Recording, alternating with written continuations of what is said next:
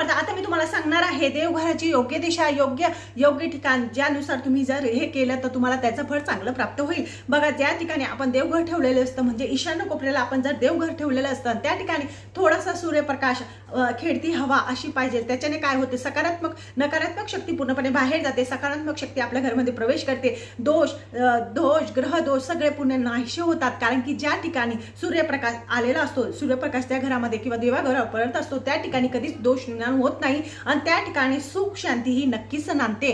बघा, देव जर आपण ईशान्य कोपऱ्यामध्ये देव असेल आणि आपल्या घरामध्ये जर देवाचं घर असेल, तर त्या ठिकाणी रोज तुम्ही पूजा करायलाच पाहिजे आहे. पूर्ण घरभर तुम्हाला घंटी वाजवायलाच पाहिजे आहे. असं केल्याने तुमच्या घरामध्ये सकारात्मक ऊर्जा निर्माण होते, असं वास्तुशास्त्राप्रमाणे सांगितलेलं आहे. आणि देवघर हे बाथरूम समोर कधीच नको पाहिजे, हे खूप चुकीचं आहे. देवघर जर आपल्या देवघरासमोरच जर बाथरूम असेल तर हे चुकीचं मानलं गेलेलं